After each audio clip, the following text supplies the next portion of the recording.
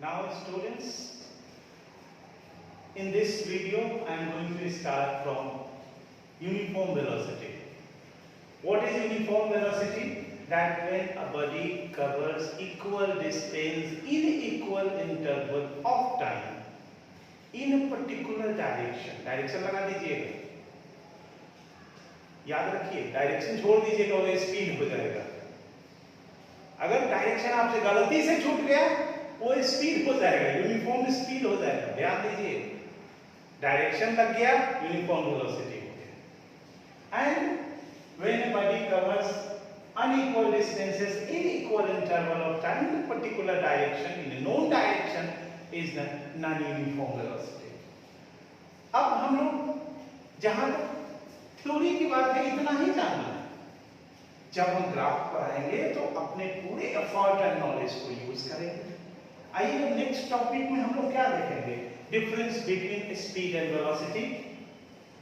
Left hand side एक और speed लिख दीजिए, नेक्स्ट वेलोसिटी, बीच में आप एक लाइन ड्रॉ कर दीजिए। यहाँ डेफिनेशन अगर आप डालते हो तो distance travelled by a body per unit time is called speed, and इसके करस्पॉन्डिंग जो आप वेलोसिटी में डालोगे वो displacement of the body per unit time is called velocity. एक पॉइंट हो गया। दूसरा point, speed is a scalar quantity, velocity is a vector quantity. तीसरा point, speed is always positive, velocity may be positive, negative और zero. तीन point हो गए। 2 या 3 नंबर में क्वेश्चन पूछा जाएगा। अब आइए यहां से स्टार्ट होता है आपकी एक नई दुनिया स्टैंडर्ड 9 में। और ये आप ध्यान रखिए, बहुत बड़ी लाइन में बोलने जा रहा हूं कि ग्राफिकल रिप्रेजेंटेशन आपको जानना जरूरी है। Graphical representation of quantities. अब आप कहेंगे कि फिजिक्स में ग्राफ पढ़ लेंगे। देखिए फिजिक्स के ही ग्राफ से आपका काम नहीं चलेगा। डिफरेंट क्वांटिटीज का ग्राफिकल रिप्रेजेंटेशन 9 में पढ़िए, 11 में पढ़ना है। अगर आपका ग्राफ अच्छा होगा, विश्वास करिए कि आपकी अंडरस्टैंडिंग बहुत अच्छी होगी। जब आप इसको यूज करेंगे तो समझ में आएगा। अब ग्राफ की दुनिया में बता दूंगा आपको। आज पूरे वर्ल्ड में ग्राफ बहुत इंपॉर्टेंट है। इवन आपका बहुत ही प्यारा गेम है क्रिकेट। क्रिकेट में आप देखते हो कि किस ओवर में कितना रन मिला, किस ओवर में कितना विकेट लिया, क्या आपका रन रेट है, कैसे एक टीम और दूसरी टीम खेल रही है। इमीडिएट जो है सब ग्राफ खींच करके आपके सामने डाल देता है। अब आप कहेंगे कि ठीक है चलिए यहां तक सही है।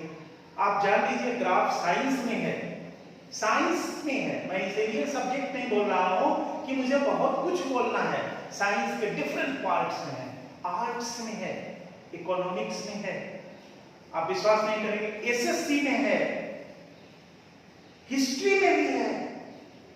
आज की इस दुनिया में नॉलेज इतना ग्लोबल हो चुका है कि आप कहेंगे साइंस पढ़ लिए बहुत तेज हो गए या बहुत बड़ी चीज हो गई। ये ग्राफ हिस्ट्री में भी है।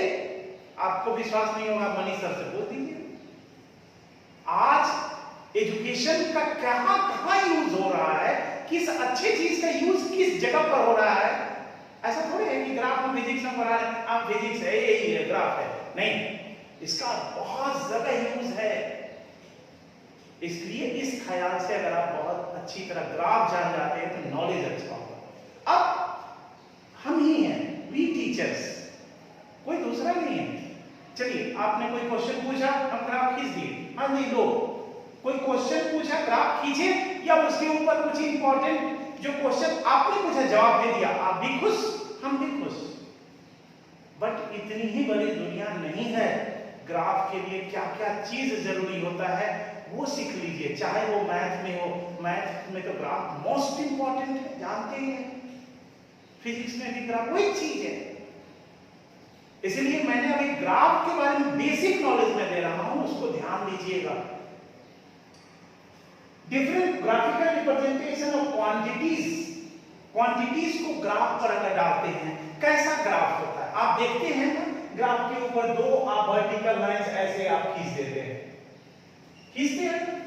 एक को है ये ये O है यानी ओरिजिन है, दूसरा यहाँ x है यानी पॉजिटिव है, ये आप देखते हैं यहाँ भी x है नेगेटिव है, या इसको x या x डैश मान लेते हैं, ये y पॉजिटिव है ये y डैश है। आपको तो इतनी ही मालूम है इधर से इधर x पॉजिटिव होगा, ये y पॉजिटिव होगा, यहाँ x नेगेटिव होगा, इधर y नेगेटिव होगा। मैथमेटिक्स नहीं पता है क्या? अच्छी बात है, होना भी चाहिए, लेकिन इन सब के लिए क्या क्या जरूरी है उसको तो जान लीजिए।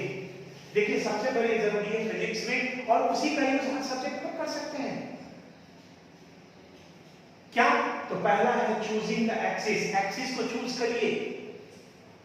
अब एक्सिस जो है, एक है आपका जो है यहाँ देखिए एक्स एक्सिस है ये, है ना, एक है यहाँ y एक्सिस। अगर हम एक छोटा एग्जांपल फिजिक्स से उठा दें, distance time graph, distance time graph अगर ये लिखा, तो हम लोग टाइम x पर लेते हैं और डिस्टेंस हम लोग y पर लेते हैं, यहाँ लेते हैं। क्यों लेते हैं? क्यों नहीं डिस्टेंस ले लेते हैं इस पर? यही टॉपिक आता है चूजिंग द ग्राफ पर, चूजिंग द एक्सिस के खाते में। ये जानिएगा तब ना। मान लिया जाए यहाँ टाइम है, हमने भी बता दिया, आप भी समझ चलिए हो गया टाइम, बहुत अच्छी बात। टाइम नहीं होगा कि कोई दूसरा चीज हो गया तो, जैसे आपका बहुत प्यारा गेम क्रिकेट, क्रिकेट में रन और ओवर, रन ओवर, इन दोनों का ग्राफ खींचा जाए, आप बताओ जरा। ये तो कोई फिजिकल क्वांटिटी है नहीं, तो आप रन को किस पर डालोगे, x पर कि y पर? ओवर को किस पर डालोगे, x पर कि y पर? ये तो समझदारी होनी चाहिए पहले कि जिस क्वांटिटी को आप प्लॉट करने जा रहे हो उस क्वांटिटी को चूज कर लो, क्वांटिटी पिक आउट करो। यही दोनों क्वांटिटी है जो ग्राफ पर चलेगा। अब सोचो किस एक्सिस पर कौन जाएगा। देखो x एक्सिस हमेशा ही इंडिपेंडेंट क्वांटिटी को दर्शाता है। यहाँ टाइम आ गया तो हम लिख दिए, हमको भी बहुत खुशी हुई, हम टाइम दे दिए।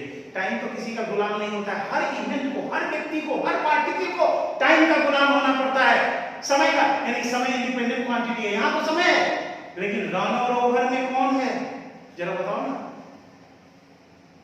ओवर इंडिपेंडेंट क्वांटिटी हो जाएगी, क्योंकि रन जो बनेगा ओवर में ही बनेगा। इस ओवर में इतना रन आया, इस ओवर में इतना रन आया, तो ये आपको अपने ब्रेन से, यानी आपको ये नॉलेज क्रिएट करना पड़ेगा कि किस क्वांटिटी को किस एक्सिस पर डालें।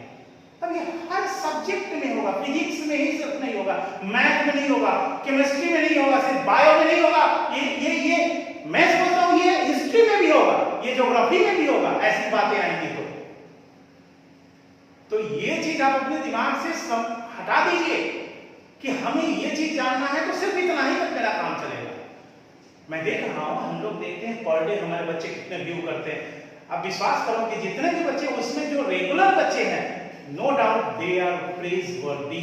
हम सभी टीचर, हम सारे यहाँ शिक्षक लोग उनकी बड़ाई करते हैं कि हमारे बच्चे जो हैं, इतने लोग कंटिन्यूअस वर्क कर रहे हैं। इस लॉकडाउन में भी अपनी पढ़ाई से वो समझौता नहीं कर रहे हैं। मैंने तो ये भी देखा है, कुछ बच्चे नाना नानी के घर गए, तुरंत वापस चले आए। देखा है ऐसे हालात में, सुना है, और अपने पढ़ाई से जुड़े रहे। तो ये आपकी अच्छाई है। चलिए आप यहाँ आइए, देखिए पहला काम करिएगा चूजिंग द एक्सिस, दूसरा काम करिएगा, अब दूसरा काम है स्केल का। बड़ी भयानक काम है स्केल। स्केल का क्या मतलब है? आप लोग ग्राफ खींच देते हो, मैथ में भी, मैं भी जूनियर में मैथ पढ़ाता हूं, तो मैं ग्राफ खींच देते हो, और ग्राफ खींच देते हो, कोई स्केल डालते नहीं हो। ठीक है, हम सोचते हैं कि आप बच्चे हो, आपको अच्छा बूस्टअप करना चाहिए, आपको हिम्मत बढ़ानी चाहिए, आपको नंबर दे दिया जाता है। बट आप जान लो कि जब एब्सोल्यूट वर्क की बात आएगी, आपको नंबर नहीं मिलना चाहिए, क्योंकि आपने स्केल को वहां डिफाइन नहीं किया है।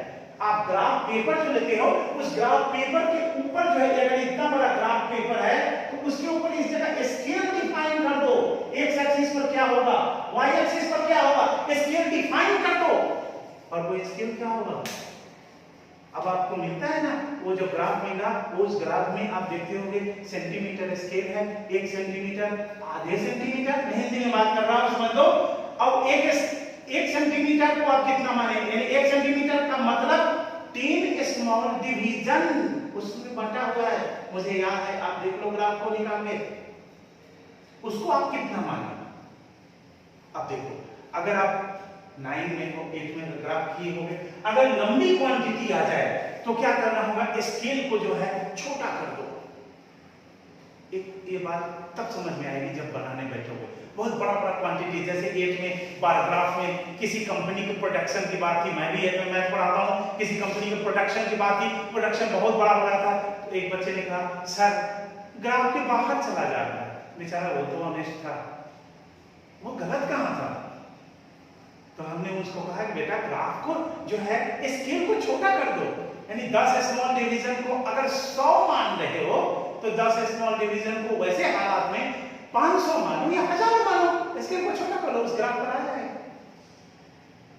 लेकिन ये तब होगा जब आप ऑनेस्टली वर्क करोगे। हम आएंगे क्वेश्चन पर, वो हमारा एक अलग दुनिया होगा।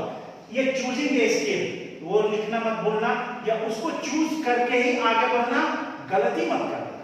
नेक्स्ट है प्लॉटिंग द पॉइंट्स। देखो जब ये दो चीज आप चूज कर लोगे, मैंने कहा ना कि आपका 80% काम खत्म हो जाएगा। तब आप पॉइंट को चूज प्लॉट कर लो और ज्वाइन कर लो उसके पॉइंट को, और उसके बाद अब मेरे बोलने की दुनिया खत्म है। अब उसके बोलने करने के बाद आप उस ग्राफ को देख करके जो कुछ आपके दिमाग में है, नॉलेज में है, डिस्क्राइब कर डालो ना, वही उसका नेचर होगा। चाहे वो फिजिक्स में हो, केमिस्ट्री में हो, बायो में हो, मैथ में हो, इकोनॉमिक्स में हो, हिस्ट्री में, सिविक्स में, ज्योग्राफी में, सब कुछ वही होगा। और मैं समझता हूं कि आप अच्छा काम करोगे ना, तो आप फर्स्ट हैंड 70% आपका आंसर सही होगा। थोड़ा सा आपको मॉल करने की जरूरत है फ्रॉम ए टीचर, आप बहुत अच्छा काम करोगे। तो ठीक है स्टूडेंट्स, इस वीडियो में इतना ही। अगले वीडियो में जब हम लोग मिलेंगे तो ग्राफ पेपर और उससे रिलेटेड और क्वांटिटीज और स्पीड, वेलोसिटी एंड बहुत सारी चीजों को हम लोग डील करेंगे। Thank you.